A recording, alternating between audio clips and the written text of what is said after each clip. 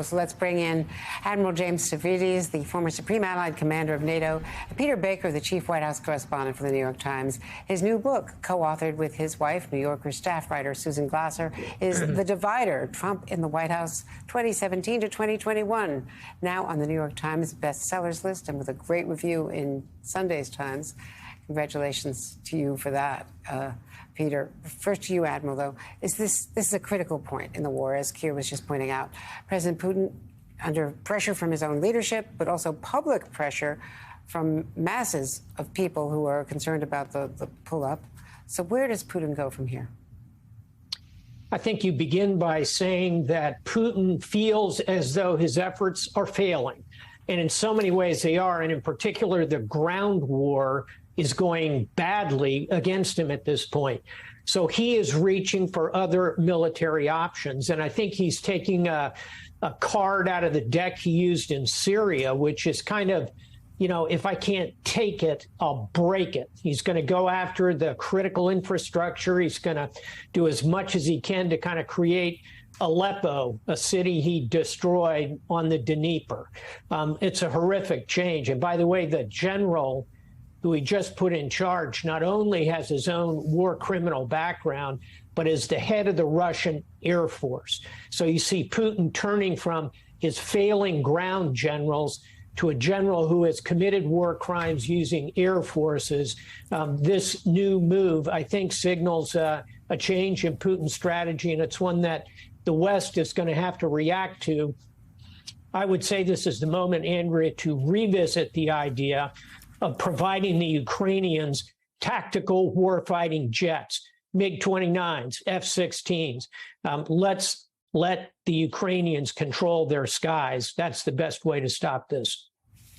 Now, what about a no-fly zone? You tweeted that it's time for NATO to impose a no-fly zone, but Admiral, couldn't that potentially put NATO right in the middle of all of this, which is exactly what President Biden has vowed not to do? Yes, and that's why I do not advocate a no-fly zone instituted by NATO, because the first thing you have to do is take out air defenses, Russian air defenses, which are in Russia itself. And therefore, that would put us on a supreme collision course. However, if we give the Ukrainians those fighters, the training, the intelligence, I think they can truly contest the airspace over Ukraine without bringing our forces in direct conflict with Russia. Send them fighters. And you think they could train them quickly enough? I do. And the MiG-29s, for example, are on offer from Poland, and that's a jet, a Russian-made jet that the Ukrainian Air Force already flies. And the F-16 is well within the capability of training them to very, very quickly. I think that needs to be part of the solution, along with better air defenses and our continuing pressure that we're all applying to Putin diplomatically and economically. And Peter, you're a longtime Putin watcher. You were previously a Moscow bureau chief. Tell us, what is the exit ramp for Vladimir Putin?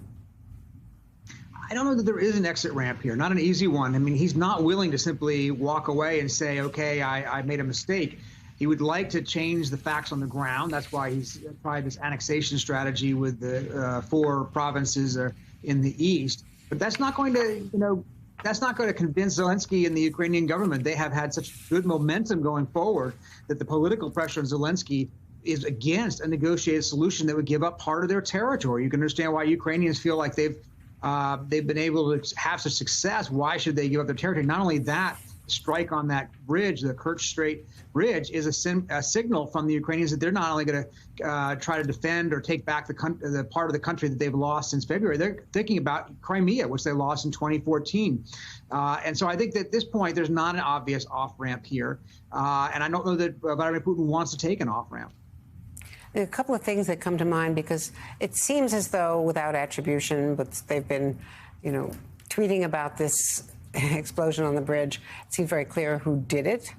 How do you read the fact that Ukraine seems to be escalating and attacking a symbolic Putin key facility at the very time when President Biden has been warning very dramatically that Putin is at the risk of escalating and saying that we're coming closest to nuclear Armageddon than we've been since the Cuban Missile Crisis. Yeah, I think, look, the Ukrainians are sending a message here, presuming that they're the ones responsible for this attack on the bridge. What they're saying is we don't accept that Crimea is part of Russia. We do not accept this linkage. This bridge was built in the last 6 years as a way of saying Crimea is part of Russian annexation in 2014. And what Zelensky's government seems to be saying, assuming, again, that they're responsible for it, is we don't accept that. Not only do we not accept that they've taken territory from us this year, we don't accept any territory that they've taken from us in the past. And you're right that that's certainly going to be concerning in the White House. They have been, their number one priority for President Biden has been avoiding the kind of escalation. He talked about that fundraiser the other night would lead to some sort of his view, an Armageddon, his word. And I think that that's where they have been trying to caution the Ukrainians to be careful about how far they're willing to go, to take the battle to the Russians on their territory, but not to go further, which is why they have avoided giving them some of the weaponry that the Ukrainians have asked for, including the MiGs that the Admiral is talking about here. It seemed unusual that the president would make that comment at a political fundraiser. And just wondering, with all the things in play, he didn't do it on camera. But at the same time, anything he says is going to make news. That made news. Any second guessing of that? Was that a deterrent to Putin, or was that a political comment?